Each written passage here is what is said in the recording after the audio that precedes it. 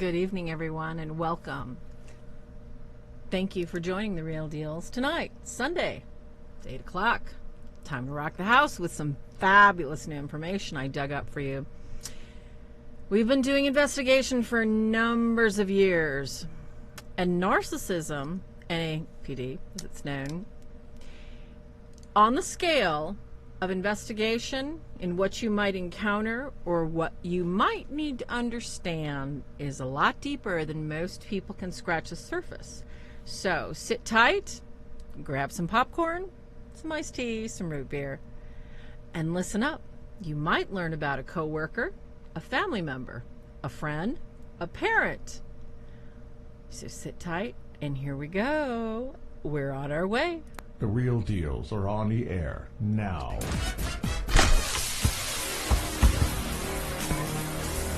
And now, live from the Swords of St. Michael Studios, it's The Real Deals. Kenneth at Fair Rose Deal. I'm so glad you could all join us tonight. Hi, Doris. Hi, Donna, Tony, Jay, Athena, Julius, Steve. Oh my gosh, we got a full house. I love it. And I've got some old friends from years ago from not the Starship Enterprise, but the Ship Enterprise. Rick Gourelet is in the house and Steve Kessler. Thank you, Navy boys. Hey, Karen. Smoochies. And you know what? It's so good to see you all tonight. This topic, you guys, oh my gosh, this topic is so sincerely difficult for me to do. And the reason is because I'm an NPD survivor. That's really hard to admit, for one. For two, it's hard to admit that even when you get away from this type of people, let me tell you, you still have tendencies to seek them out, and they seek you out. Now, this show in no way, shape, or form is ever going to come close to diagnosing or anything else. This is based on experience and research. So let's sit tight, say the St. Michael prayer, and we'll get going. All right, kids. In the name of the Father, Son, Holy Spirit, amen. Let's pray us in, St. Michael. Sancte Michael Arcangele, defende nos in predio. Contra nequitiam et insidias diaboli est presidium. Imperit ere Deus, supplicis de precamur tuque.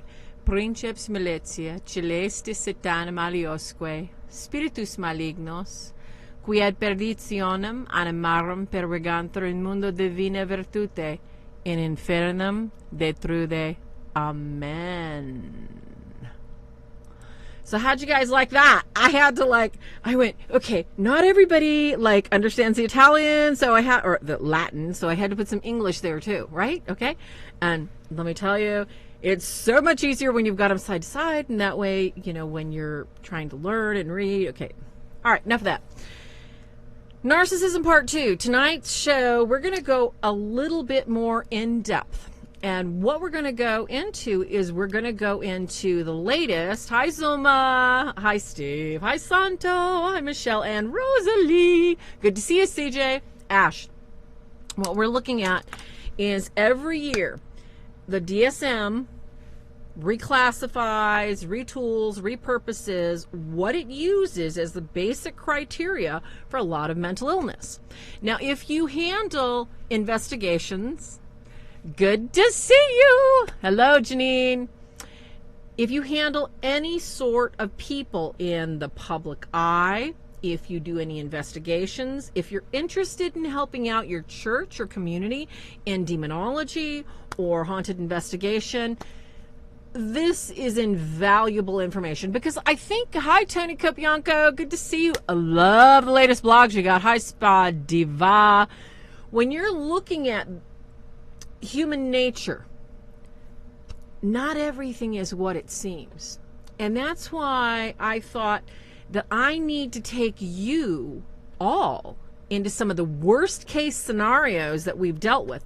A lot of people think that, roofies or hypnol, some of the latest craze of smoking bath salts and stuff, they think that's causing all these, kind of mental defects. Let me tell you something. That's not all there is to it.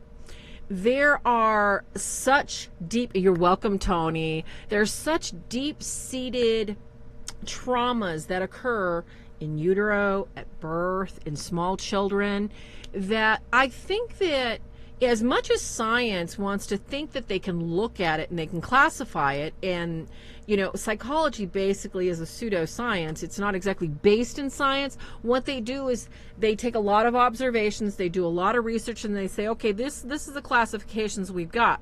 So with that, as you understand, this is based on my experience, this is based on a little research, and when I say, hey, this is research, when this is opinion, because I don't want you thinking I'm an expert. The only thing I claim to do is I claim to be a servant of God, and I claim to do my best to help people that come to me, and give them what they need. So with that, let's get on to our first slide. Of course, I got to throw the slide on the floor. It's been one of those days. What we're looking at right now is we are looking at causality. When you talk about anything, when you're looking at investigations, you're looking at the demonic, you're looking at footprints, you look for the cause, okay, the point of origin, the point of reference. You want to look to the initial point of contact. What happened? How did it happen? Where did it happen? How did this stuff get invited in? Good to see you, Jay. Hello, Sue. So when we look at what we've got going on in an investigation, all right, now we're talking a classic narcissist. We have to look, like I said, at the DSM-5 and NPD, and for someone to get this sort of diagnosis, as we know, hi Colin, great to see you, we have to look at the parameters. Now, what do I mean by parameters? Not everybody is going to actually have all these parameters. So if you're looking at your phone and this is too small, I apologize. My son did help try to, get it really, really big, but it's not very big. And I have to put on my glasses to see because I want to read it clearly. Okay, so I'll put on my little reading glasses. And as I look, we're looking at narcissistic personality disorder, which is a classification. The term is thrown around a lot, okay? And people are using it where it should not apply. People may have narcissistic tendencies, and a lot of times in certain cases, especially if you're just starting out helping, your pastor or helping your church team, or maybe you're helping an investigation crew, you're not going to notice. Hey, Denise. Hello, Ron. God bless you. Smoochies. You're not going to actually have in front of you the DSM to go, they show this and they show that. And you're not going to have a checklist to find out who are these people and why are they acting like this and why are they acting like that. A lot of times, especially when you have the antipathy, the narcissist, the severe mood swings, when you have the cluster B personalities, and as somebody else was saying too, there's a whole nother variety of them.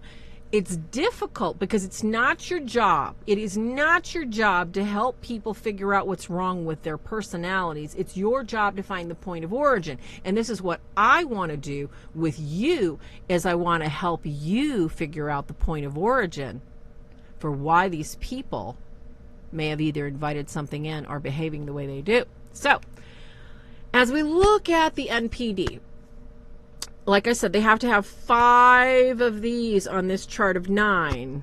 And there are, these are some really amazing points, okay? I kind of got this list because I was raised by a narcissist, all right?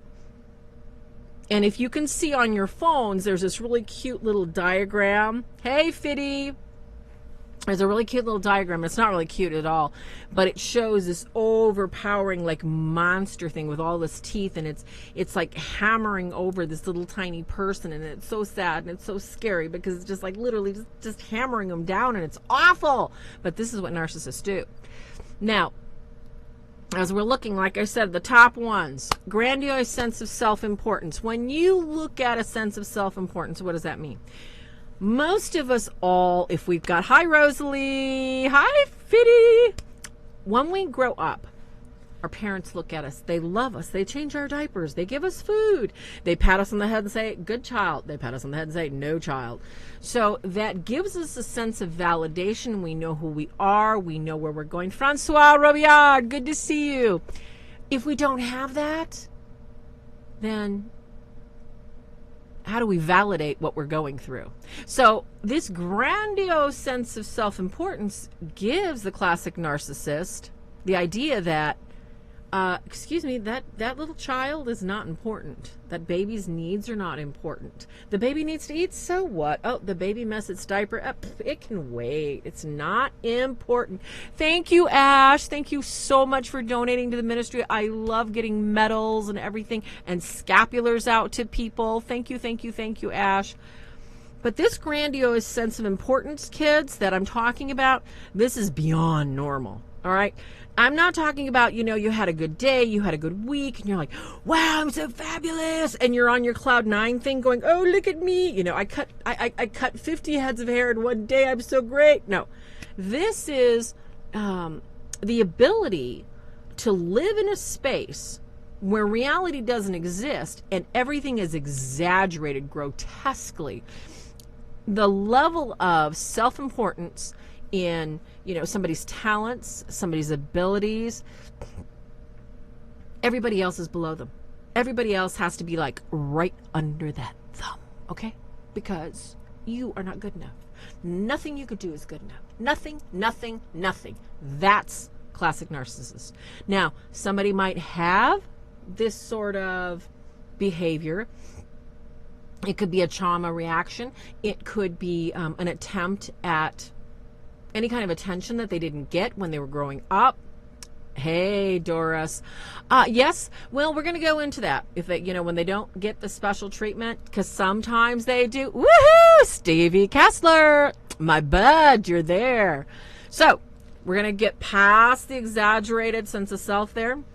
And we're going to go into the preoccupation with fantasies, okay? Of unlimited success, power, brilliance, beauty, or ideal love.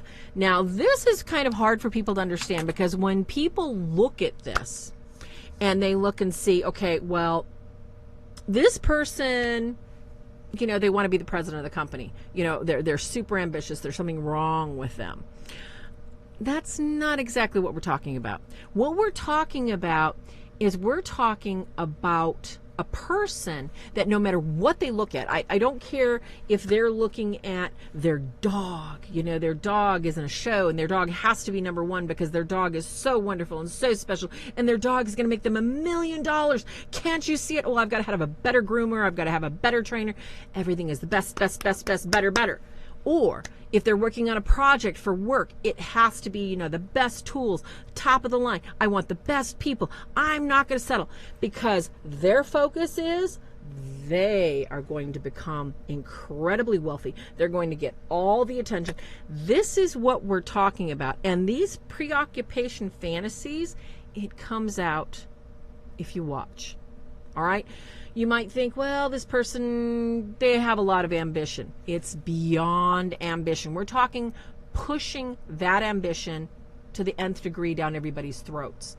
And a lot of times, the really interesting thing, hey, Jason, about narcissist and the narcissistic, the NPD disorder is that people with this diagnosis, or even people that have 5 out of the 9 here in this list, what you're going to see is you're going to see that they're charming and their ability to sell you and make sure that you believe in them. They're going to have you so invested in that show dog. They're going to have you so invested in something. You're going to be throwing money at them and say, oh, what can I get you? Can I get you people? Can I get you money? What can I do for you? That's how charming they are. I mean, it's scary. These people are just like so intense because that's all they think about is like, oh, I'm going to make it. I'm going to make it. I'm going to make it. Yes, Michelle, not all narcissists are completely grandiose. We're talking they have to have 5 on this list of 9. That's why I'm going over them. And you're right. Some of them, like you may have somebody that is believing that they are going to make millions of dollars. And tomorrow they're like, well, I'm just going to abandon that. And I'm going to be a stage star. I'm going to go try out for the play and I'm just going to be brilliant. And the shifting to the focus is very typical of narcissists because whatever gets them hits, they're going to do. That's the point of that, Michelle. That's the whole point. Now, I agree with what you say, Mark. Okay, because, oh, Doris, thank you, dear. Thank you for supporting the show. God bless you, Doris. I got to update my little ticker tape. I'll get that done. Mark Little. Most folks with bipolar are rooted in narcissism. Okay, now, Mark, I'm just going to give you a little diagram here, you know, with the little balls, okay? The bipolar thing is like right next to the narcissism thing, and a lot of times they overlap. And from working with exorcists, priests, etc., bipolar, the incidents of them being possessed and being freed are so small, it's really, really super sad. Really super sad. Narcissists, you know, they all have those. They all have these integrated parts, the pathologies. We're going to get into that in another show. I digress, okay? So we're talking about most research, mental health professionals are going to check this list off. So, okay, let's get through this. It's already 7:16. Okay, so preoccupied with fantasy of success, making lots of money. They believe they're incredibly special. They have something that nobody else. They have something only they can give you. Only they can deliver. Okay? Because whatever they got, honey, you obviously want it. And this goes back to that whole grandiose idea of who they are, what they have, what they can do for you. And very few people actually understand me because of my brilliance. And if you don't understand that, oh, Colin, thank you for helping support the ministry. Yes! Thank you. I appreciate it, you guys. I love it. This is such a blessing. Thank you. When you look at someone that tells you, you know what? Because they're laying out this idea, they're laying out this whole plan to you, and they're like, okay, can you see it? Can you visualize it? And you're like looking at them and going, but don't you need this and don't you need that? And they're just like, you don't understand me. You just don't understand. You don't get me. Somebody that gets in your face and gets angry and tells you they don't understand you. Narcissist chart time. Check it out. Thank you so much, Colin. So, thank you, Ash. Hi, Julie. Good to see you. Yes, Colin totally shreds. Now, people that think they're super special and they have super high status, well, you know what? Some people do, and it's okay to be proud of your status. I'm the president of the company. How can I help you?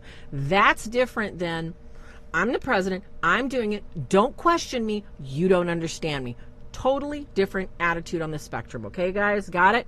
And we're going to relate how this relates to cases and investigation next week, because I have to walk you guys through what you're dealing with. This is not an easy thing to pick up. It's so easy for healthy people to get sucked in by these charming, loving, talented, sweet, fabulous narcissists. Okay, we go on. All right. This is the one that always gets me. Requires excessive admiration. Oh, just worship at my temple, baby. Okay, what does this mean? This means that you're a classic narcissist that can check off 5 on this list, you guys. They are constantly, hello, in need of any kind of hit, any kind of poke. Let's say you're in a relationship with a narcissist and you're not even aware of it because, you know, the narcissist is pulling their cycle back and forth. One day they like you, one day they hate you. The narcissist must constantly have validation that they're wonderful, they're giving, they're loving, they're sweet, they're funny, or they will constantly poke you to get a rise out of you. And what do I mean by that? In other words, they will scare you, they will threaten you, they will make underhanded suggestions like, well, you know what? I know where you were last night, and boss found out, boy, that sure wouldn't be funny, would? And you're like, what? You wouldn't say that? You wouldn't do that? Yes, a narcissist would. That's the really bad thing about narcissists is they do not have a conscience. They don't care about you. So yes, oh my gosh, you're a psych nurse. Oh, God bless you, Sue. And hi, Bernard Brunet. Good to see you. Welcome, brother. And let me tell you guys something real quick. I'm going to segue off because Sue's a nurse and I can do that. when we're talking about the excessive admiration that they need and the excessive constant hits that they have to have, and they have to keep this interaction going, this makes them perfect to never be faithful. This makes them perfect to constantly keep you wondering. And we're going to go into that whole crazy making stuff next, but we're going to talk about this. But Sue, in mentioning that her ex was a narcissist, mine was too. Narcissists tend to choose people that are empathic, people that give. And okay, I'm sorry, what is a nurse? A nurse is, that is the ultimate next to mom job, being empathic and loving and caring, and just let me get over here and let me just fix you. I'm going to glue you and stitch you and take care of you. What does an empath do? What is somebody that has so much empathy and so much love? They are constantly, they know what you need before you need it, right? They know exactly what you're going to get because they've already got it lined up for you. They've already fixed you the soup, and they've already got this. So it's very easy for nurses, people in any kind of social work, people that are in hospitality, to get sucked into narcissists like you would not believe. Yeah, Colin, everybody was wondering where you went. So yeah, it is, Sue, because you love people, and narcissists, they see this big neon sign on your forehead that says, I've got what you need. And they're like, oh yeah, suck it up, here I come. And they're just all over you like white on rice. I'm sorry, but it's like they can't resist you. Why? Because they know, chances are, as much of a giver as you are perfectly tailor-made for their lack of anything inside. Oh, it was so funny. I told my son tonight, I said, I was going to make like this huge paper bag with like some cutout eyes, and I was going to put it over my head. I was going to start the show.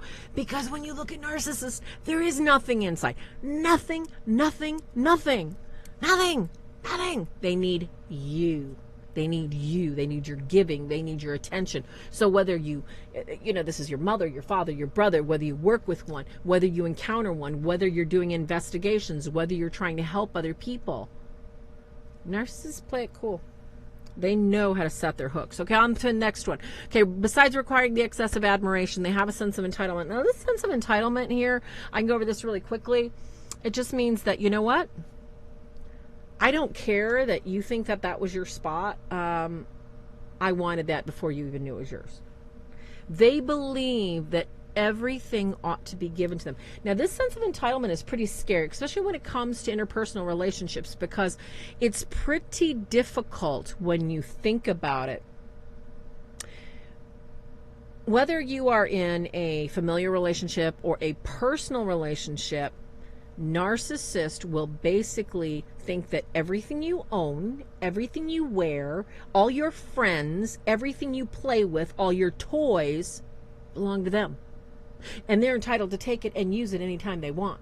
Your time, your talent, and your treasures have now just been sucked into that narcissist black hole. You've just given it to them, whether you know it or not.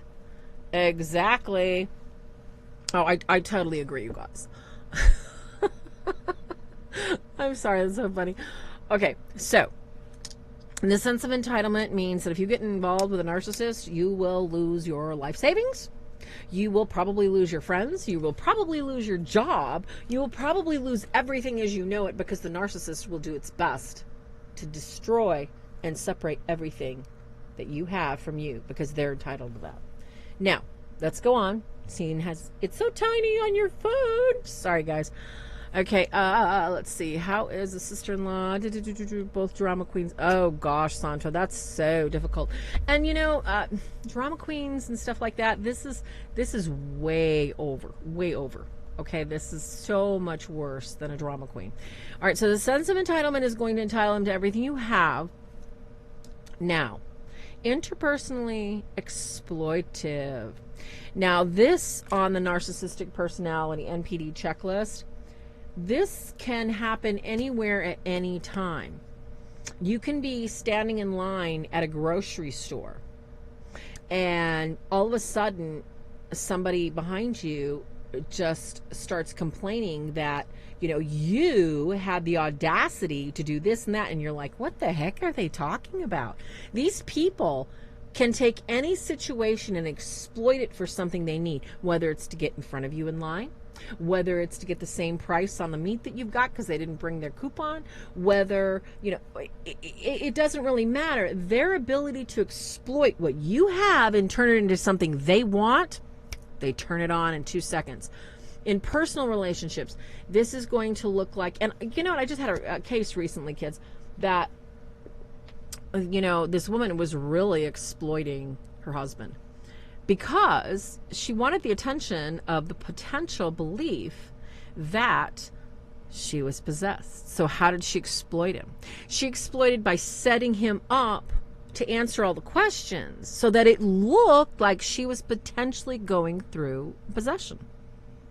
And everything a narcissist does must garner the majority of everything that they can get from you, your money, your time, your children, everything, and make them look like the sweet, innocent little thing that they are, and put them up on a pedestal. Okay, this is really, really, really just some really deep, sick stuff, you guys. Okay.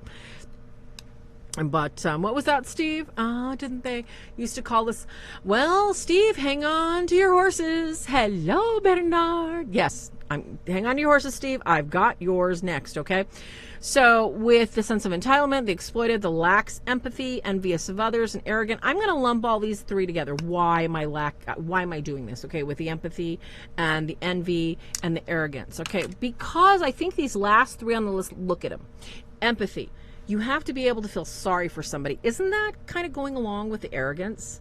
All right. Excuse me, but I don't have time. Oh, you fell on the sidewalk and you're bleeding? Oh, too bad. I'm sure you can use your torn cuff. Wipe it up. Arrogance, lack of empathy, and envious. So they're watching you bleed on the ground and seeing the sympathy you get, and they're having envy in their heart because other people are giving you attention and not them. Okay? Those last three things, they intertwine and they just kill me already. Because look at what they're doing. Look at what they're manipulating the situation to do what? For them to look like, they were the injured one because, you know what? You actually fell by almost nearly killing them. And they're the ones that probably need an ambulance or a doctor. Hey, Suzanne, you and I got to talk, girl. I got one more show we got to talk about. So those three, I'm lumping them together. And in case this is too tiny on your phones, I just want to throw in this, that the research does show, and this is actual from the psychiatric journals. This is not anything I made up. Research shows that this is a twofold journey. One of, the abuser, the parent that is creating this narcissist, and an innocent, natural, adopted child that, basically is being created in a manner that the adult was. And I really do see, and I have seen, now this is my opinion and my experience. Like I said, I'm going to separate this out for you guys.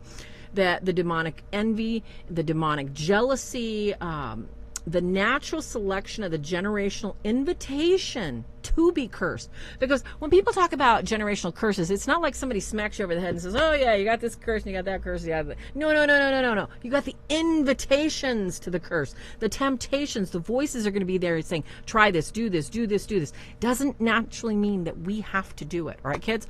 So that's the terror. Also, the genetic link, in case you didn't read that.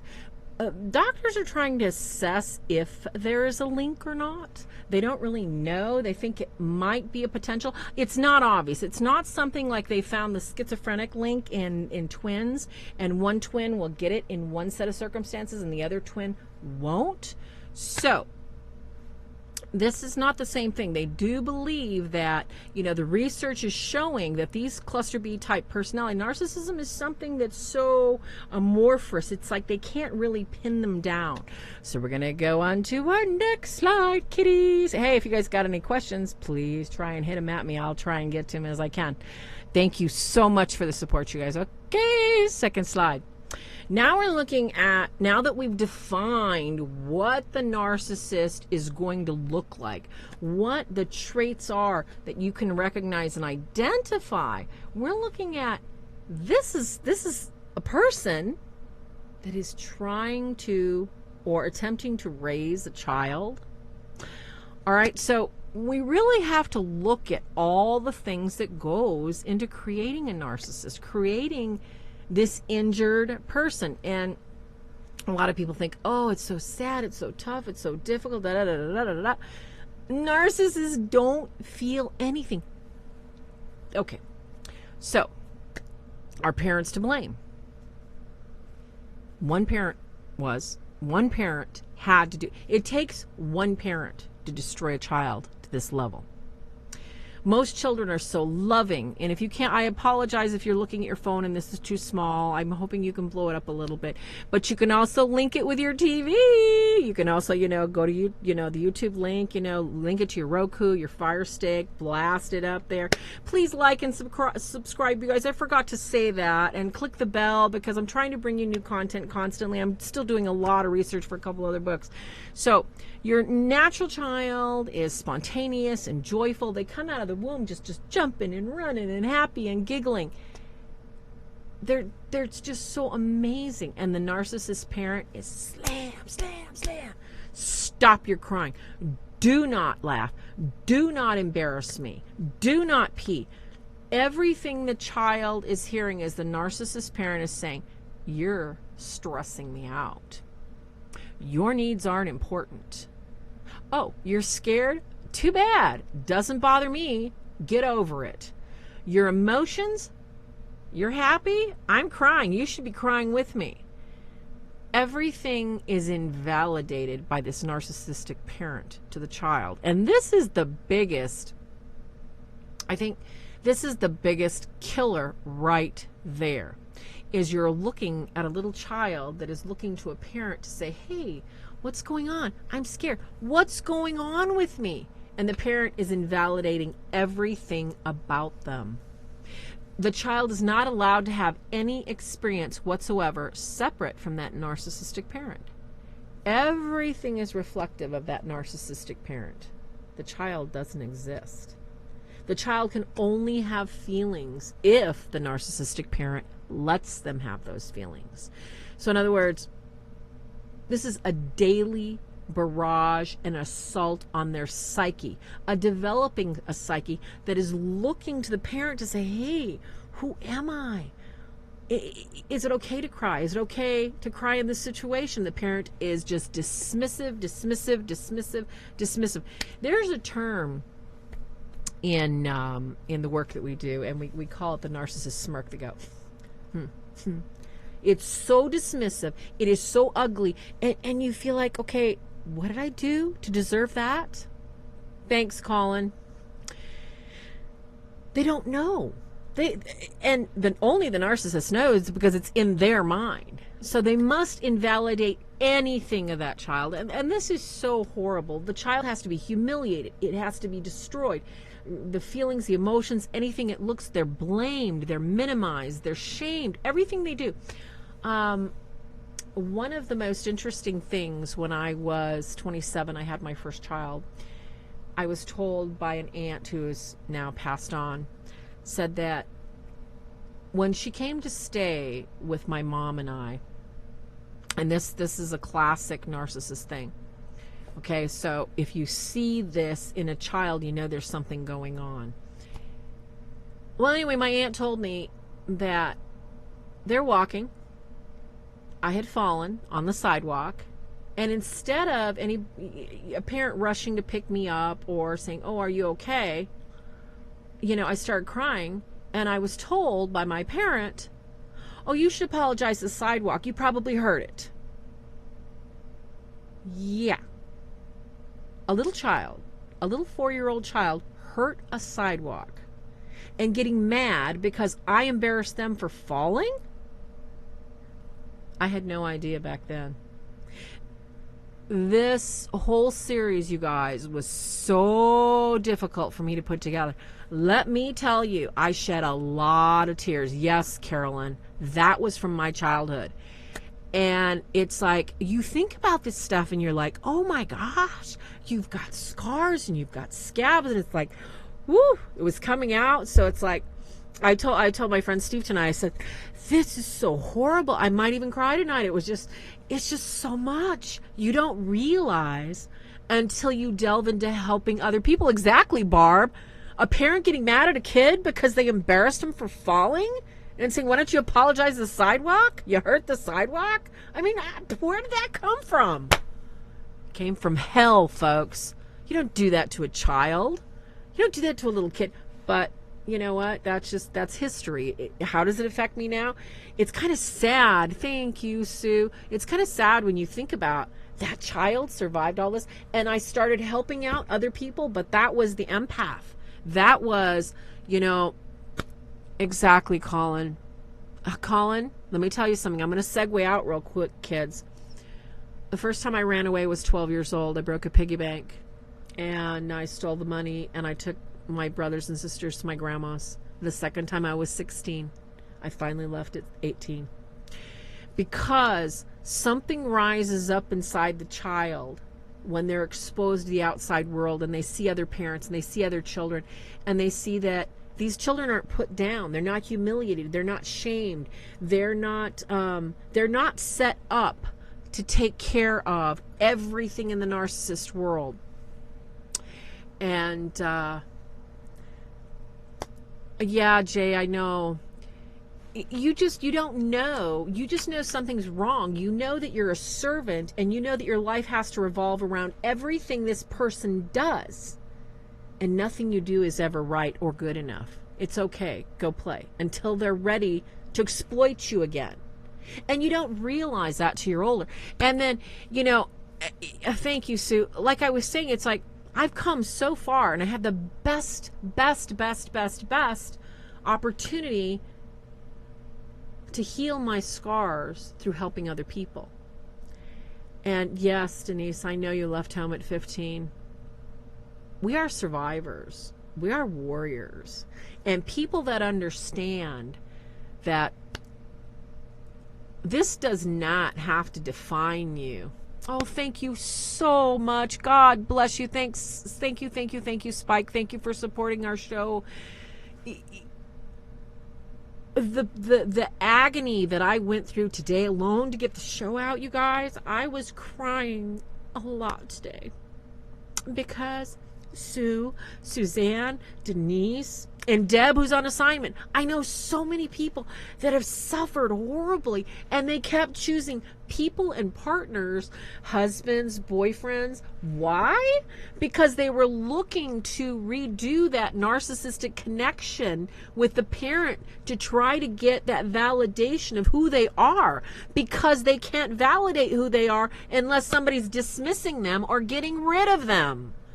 Okay, that's one. Two, another thing that, these children do is, if they're not in an intimate relationship with somebody, a love relationship, a marriage relationship, they're zero. A big fat zero. They don't believe they're anything. They're not worth anything. Why? Because they're not serving someone with everything they have. They're not overgiving. They're not overdoing. So that tells the child of the narcissistic parent that they're nothing. And they will never be anything until they're back in their place where they belong, serving others. That's, boy, that was just pretty eye-opening. Way eye-opening. And I'm so blessed, because you guys, I really am going to put out a self-help book about, getting us to the scars and getting us to heal and identifying these things so that we can get on with our lives. Because, it took me this long to even realize you can identify certain patterns of abuse, and you can see them in other people, and you can help other people for years. But until you start really doing some research and work on yourself and see some identifying factors, it's difficult. Very difficult. So to get on with it, I apologize for pulling the Oprah Winfrey moment and talking about myself. Let's get on with it. So you have, like we were saying, Colin and a couple other people, Denise, we all wanted to leave home. You have a confused, angry child. It's like, what is going on? What did I do wrong? And the child needs to identify and be seen as just a kid. It's just a kid. Just a sweet little innocent kid. And no, you're nothing. You're nothing. The narcissistic parent does not have anything to give. They need. Give me. So, thanks, Athena. It's difficult because when you enter into people's homes or you enter into the realm of helping others, the narcissist is the most charming manipulator you have ever met. You will think that the problem is actually a child, or you will think that the problem is someone else. Thank you, Sue. Yes, exactly, Zulma. We think that that's perfectly normal. And it's hard. Thank you so much, you guys, for all the support. When you look at these narcissists, they seem like the most normal, sweet, charming, charismatic people you will ever know in your life. But the child is used. The child is used. And yes, beyond Jezebel's spirit, Leonardo, I'm going to go into that into the next one. Yeah, I'm sorry, Karen. It just, crying. It's like, today was so difficult. I'm not kidding you. I was an emotional roller coaster all day long, wondering if I could actually talk about this stuff because it's so hard. It's like, you lived through that hell. You survived that hell of being nothing. And now you're saying, wow, I still got a couple little cracks, but I'm pretty healthy now. And it's like, how did I do that? How? God, hello. God did his job, sent the guardian angel, picked you up out of that. That's what we have to remember. There's always God, kids. The battle has already been won. And that's the most beautiful thing about all the stuff I'm going to tell you about in investigation and researching is that we do have an angel on our shoulder. We really, really, really do. Okay, sweet dreams. I'm glad you could join us. Please, Spike, click the like, subscribe so we can see you next week. But what we're looking at, kids, is we're looking at children it's not even used as a pawn. It is used as a source. As if, the typical vampire movies. The vampire's got like a human blood source. What do you think a child is to a narcissist? A child is nothing more than a daily source of you make me who I am, and you will be who I want you to be. So this child is used, becomes the comforter, the soother, the counselor, the healer, as we were talking, Sue, right? So as we go into our last and final slide to understand, the child of a narcissistic parent is likely to struggle with, in case you can't read this, codependency in all relationships. It says other relationships, but I guarantee you there's codependent little wormy arms grabbing in other relationships. And that could be anything from temporary relationships to closer relationships. They have no sense of self. It's like they don't know from 1 minute, am I okay? Am I safe? Am I going to be all right? What is going to happen? I don't know. So they can't say no. They can't say, oh, no, because they don't have any personal boundaries. They can't say, okay, this is it. So the trust issues, the self-loathing, the inability to express or handle emotions, anxiety, and depression. That is the worst because, like I was telling you today, I was really struggling, you guys, with all of these emotions. I called a friend of mine and I was like, where is this coming from? I mean, we know I just lost Ken. Okay. I just lost Ken. All right. That wasn't the emotional baggage I was dealing with. Thank you, Leonardo. It is a PTSD for life. PSD. We're talking about NPD. And yes, it is a PTSD for life, Leonardo, because what it's a reminder that at one time we were gamed, and we were gamed hard. And so when other people, the difference when you're dealing with investigations and demonic cases, I'm using myself for an example, okay? We're not using anybody else right now. When you have an individual that has been emotionally abused, sexually abused, physically abused, and they're out there still trying to put themselves out helping people, you have to take a look, okay, what's this person's background? Why are they giving so much of themselves and asking so little in return? Because, as you were saying, they've got that PTSD. They cannot, for 1 minute, let somebody else go through what they went through and do it alone. They will not. Oh, Leslie, thank God you're coming out of it. And it is not an easy thing to think about, that, you know, the people that you love could do this to you. And the people that you know thought nothing of looking the other way and just going on with it. Yes, excellent, Leonardo. I'm so glad. And you can text me anytime you need me, Leonardo. Let's go into the next and last final slide. I apologize. I'm getting long-winded tonight. Like I said, kids, this is so close to my heart, my life. And Steve, I don't know if you passed out already, but oh my gosh, he's seen me through so much of this stuff. Here's Steve. Where's the monkey man? Where's not Steve Kessler, the other monkey man? Here we're talking about gaslighting, in case you can't see this slide right here. Yes, so many abused people, but it's demonic, Santo. It is so demonic. Yes, Colin, this is very powerful stuff, because if you walk into a house, if you walk into a home, you walk on a place to do an investigation, if you don't have some of the main basics of these cluster B personality types, woo, baby, you're going to just be like, ooh, they're so nice. Oh, look at them. They're so fabulous. They're so wonderful. And you are going to look over all the gloss, and you're going to miss what's really coming on and coming out. You have to be aware. If you're going to step in an arena with these people that have been demonized, you're going to miss a lot. You're going to misdiagnose. You're going to miss the true people that are hurting. And I want to help you, if you want to help people, get them where they need to go, okay? All there is to it. So, here we go with the gaslighting. If you cannot see this on your little phone, the gaslighting, neglecting, ignoring, hurting, guilt-tripping, dependency, manipulation. This is what parents, narcissistic parents, do to these little children, okay? Excuse me. I rarely sip on the show, kids, but Cheerios, I'm having a touch of brandy. Please forgive me. Oh. It calmed my nerves. I apologize, kids. Constant injury. What we mean when we say constant injury, do you remember what Leonard was saying about PTSD? Every single day these kids are hit. Every single day. And I think, you know, I used to tell my mom and dad, can you just pick up a bat and hit me? Can you just take the belt? I would much rather go back to getting beat with a belt than get hit with words every single day. You're stupid.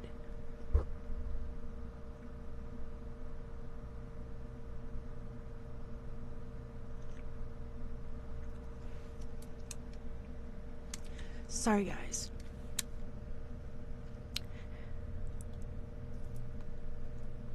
What kids go through.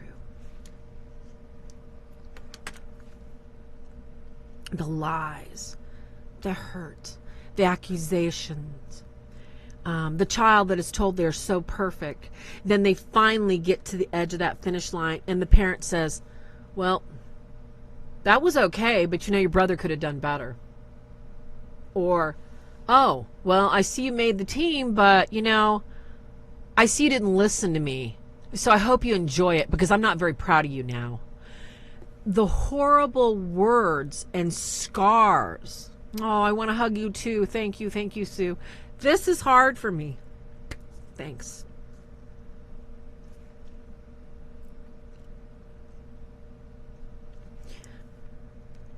But if people, oh, thanks, Jason. Thank you guys so much. I really feel bad, but I have to share with you why I share. And I want to just grab all these children, all these adults that have adult narcissistic parents. I have to help them. I have to get them out of dark places. I have to get them out of the occult. I have to get them out of oppression, because we're the only ones that get, God, help me out. Jesus, help me out. Get me away from this. Well, how do you think I got here, you guys? Whew.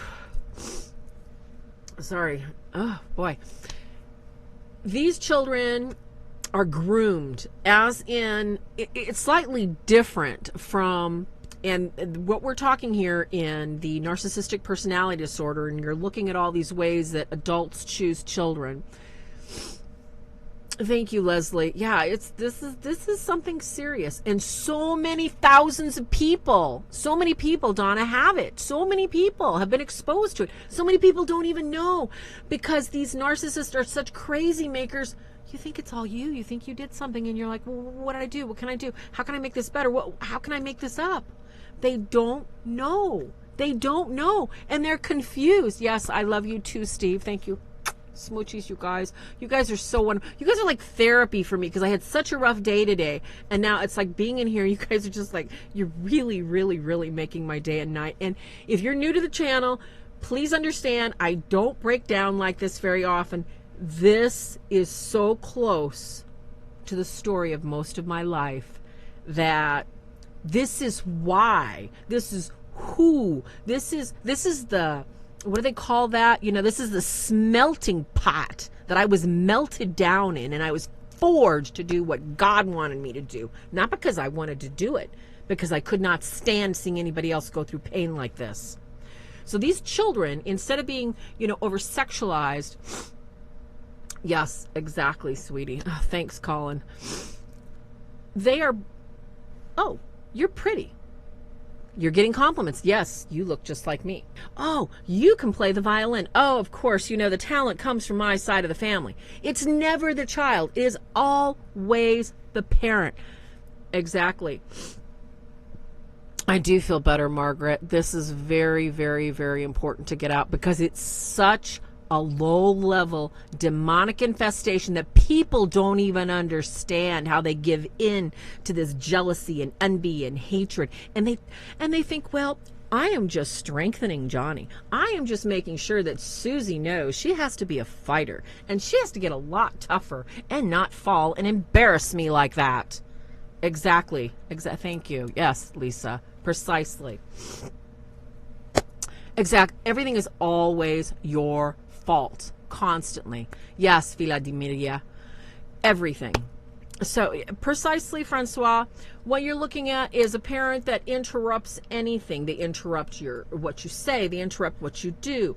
If you're a sportsman, and oh yeah, I'm a great soccer player. Oh no, you're a great soccer player because I taught you everything you know.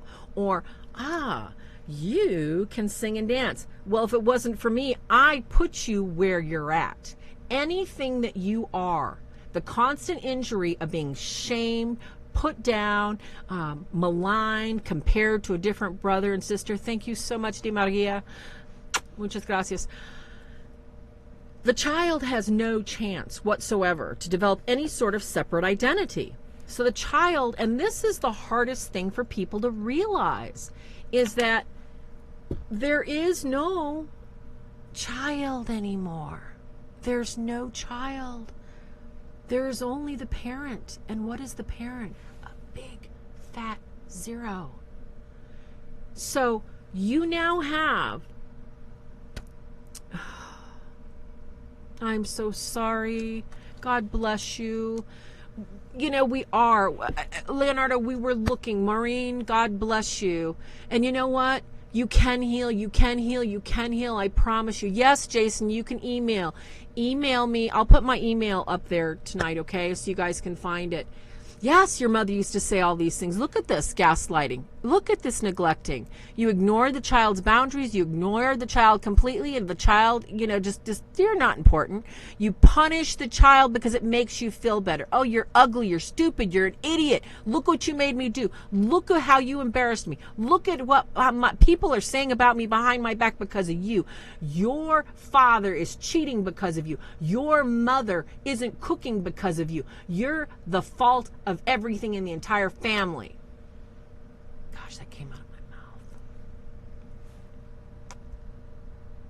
So, what do these parents do? They make the child totally dependent, emotionally, financially, every single way. Every single way. I'm going to pray for you, Maureen, okay? And I'm going to ask everybody to pray for you, okay? So you just keep hanging in there, and you keep coming back every Sunday, and you email me if you need to, okay? Because God will bless you, Maureen. All right? If he can, get me this far, he can get you that far. If you, like the stealing thunder part, child gets credit. Oh, look at that. Great spelling test. Well, you wouldn't have done that if I hadn't have thrown shoes at your head to make sure you actually got one right. You're so stupid. Blackmailing, emotional blackmailing. Well, this emotional blackmail is usually pretty underhanded, just to make the child feel terrible. Because they want the child constantly to believe that the child owes them. Yes, Maureen, you can do this. You can heal this. You can let go of this. You can let go of this. You have to find what God wants you to look at, Maureen. You have to see the hurt in somebody else, and you have to jump on it, and you have to say, Holy Spirit, I don't know how I'm going to do this, but I'm going to do this, and you can do it. Don't ever doubt it for a minute. If I can do it, you can too. So when you look at these poor children that are literally being made into little miniature narcissists, and I do have narcissistic tendencies. I have to look in the mirror and go, well, geez, how am I a narcissist? How do I actualize the upbringing that I was ingrained with? And I had to look at some of my relationships and look at how I treated some of the people in my life. Besides being an overgiver, what was I mirroring? What was I mirroring? And this is the big lesson. Exactly. Educating ourselves helps a lot, and then helping others. Stepping in and over the boundary line to create that loving space that we can help others, that heals. Because God does not do anything in a void, ever, ever, ever. When you have an opportunity to do something for someone else, take it. It may never come again. This false self that the child has developed, the child is a scapegoat. The child is nothing more than a tool. The child is so inconsequential. The child doesn't exist. So what can the child do to please a parent that's never pleased? What can the child do? Because everything the child does disappoints. What can they do? They can do nothing for this narcissist. So what do? Any attention is no attention. Let's see. I'll hurt my brothers and sisters. I'll get attention by running away. I'll pop a bunch of pills and try and kill myself. Any attention from these people is better than no attention. This is what a narcissist inspires in a child. That they'll do anything to get their parents. That's right. They can't be pleased. There is no pleasing them. And this is what I'm talking about. The devil is so demonic. Exactly, Leonard. Yeah, because of you. How about, Carolyn, you want to talk about songs? You're So Vain. Remember that one from Mick Jagger that Carly Simon wrote? Couldn't get himself out of the mirror or anywhere else. So, when you're looking at this false self, this false construction that the child has, the child is learning that anything they do is not allowed. They start to push down all those parts that are angry, that are sad, that are mad. No, those parts can't come out. Why? Because the narcissist will get upset. So those parts have to stay down there.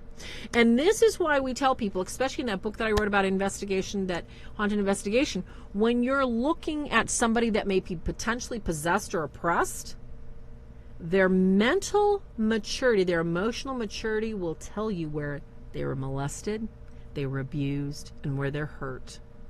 Most children of narcissists, like, I know I'm a perpetual 13-year-old. I totally know I am. I look in the mirror and I'm like, yeah, let's go roll in the grass and play and have some fun. Because that's my emotional, we all have emotional quotients. All right. That's where mine stopped for me. Yes, Steve, you have done that. I know. I saw you. When we have cases that show us people that are not acting as mature as they could, they definitely have some issues, either with a sexual molestation, with a mental abuse such as this that is done over years. The child cannot mature because the child doesn't have the tools. Exactly. This is showing today's society. This is showing exactly what's going on with most of our millennials that need a crying towel. I'm sorry if you're a millennial. Please don't be offended, because I don't care if you are. But toughen up. Just because your parent was a narcissist and your parent didn't take time for you, your parent... Most of the exorcists I know, and a lot of priests, okay, the generation that we have right now where the parents just totally dumped them in daycare and never took time for them, never touched them, never loved them, didn't play with them, you're looking at an overkill right now of people that are totally disconnected. And when we look at these cluster B personalities, and narcissists especially, right now as we're focusing on this in our investigation theme, this is called cognitive dissonance. Cognitive dissonance is a DSM term, diagnostician's manual term. It is a therapist term saying that there is no regular tracking of thoughts and thought process to look ahead, to get creative, and to solve emotional problems. Yes, Sue, I know. Isn't this sad? And what happens is you have a child that's a narcissist that's going to start acting out before the age of 12. And then by the time they're 16 or 17, they're going to act out some more with oil, right, Kessler? Thank you, sweet Kessler. You are such a dear. Thank you, dear Stevie. You have the potential to create anything from a borderline personality type to a narcissist. Now, do narcissists typically always raise narcissists? No. Hello, you're looking at me, overdoer, overlover. I mean, I'm such an empath, it's just disgusting. I know, Steve, I won't tell all our secrets. We knew each other when we were puppies, you guys. What you're looking at with one person who has no personality and no sense of identity, trying to create another one. And depending on nature versus nurture here, kids, our nature may be to whine, cry, carry on. It may also be to fight back. You may get the beginnings of, in some of the cluster Bs, the pathological and sociopathological. You may get animal torture. You may get children hurting other children. You may get a lot of other things that are going to happen, and this is what you need in investigations. You have to look at everything as realistically as possible. You have to put it on paper, and you have to say, okay, what am I looking at? This narcissist is going to be one of the most beautiful, sweet, loving, charming, giving. Never in a million years would you ever suspect that child that's having so many problems. No. The child may be screaming for counselors. My mom did this to me. My mom stole my mail.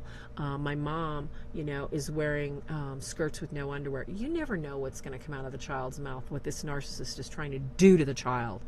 And the counselor will meet the parent and go, oh, but this is the nicest person I've ever met. Oh my gosh, you're just so sweet. Oh, I just love you. They'll cry together. They'll laugh together. The narcissist will convince everyone they're the most beautiful, most wonderful thing.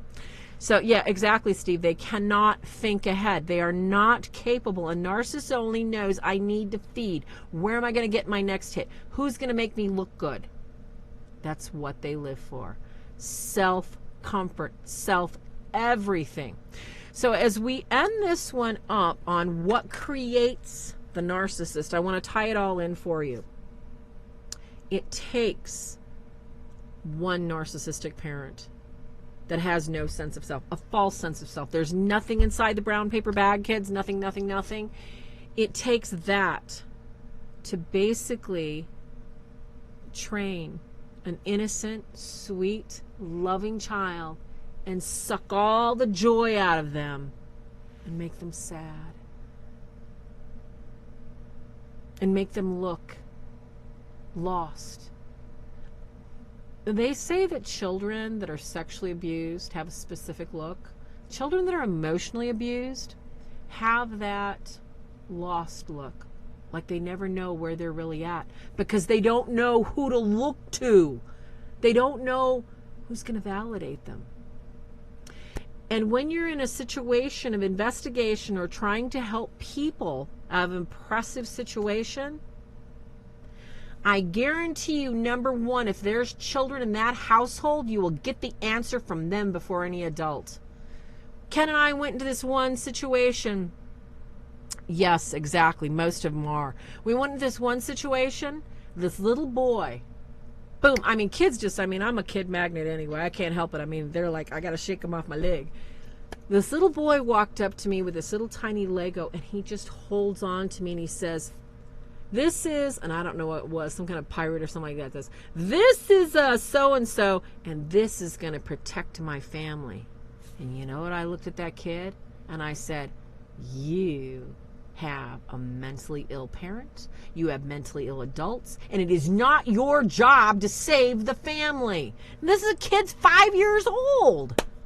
5 years old, bringing me a little tiny toy to say that this toy is going to save the family. Listen to children. Watch children. Take notes. If you need help, contact me. I've been working with kids since I was young, 16, 17. They're going to give you some enlightening answers on how to help pray, how to help get rid of things. They're going to help you redirect an entire investigation. Lots of times you see kids, we're not going to be able to help them, but we can pray for them. We can try and help the adults in their lives, and then we can pray for them too. I don't want you guys to ever forget that the battle has already been won, and I want to thank you all for coming. Yes, Colin, thank you. Zulma, thank you, Sue.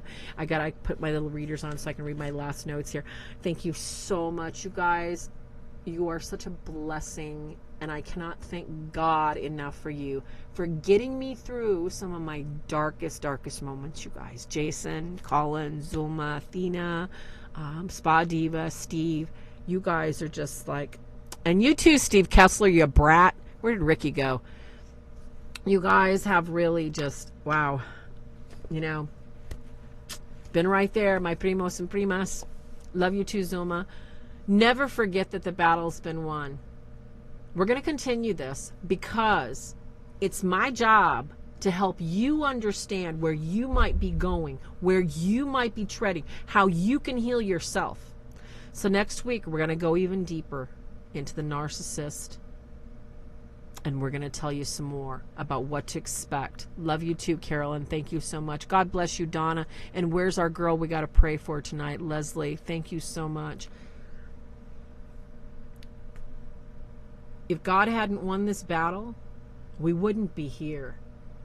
We're here to help him bring the rest of everybody we can home, okay?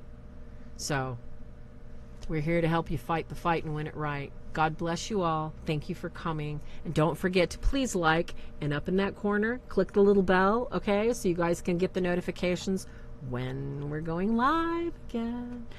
And you guys, like I said, thank you all for thank you, Denise. Thank you so much for everything. Thank you for all the support tonight. God bless you all, Jason, and all the wonderful compliments. God bless you, Tony. Good night. Sleep tight. Don't let the bed bugs bite. Love you guys. Big time. Good night. The Real Deal TV show, copyright 2018, a Swords of St. Michael production.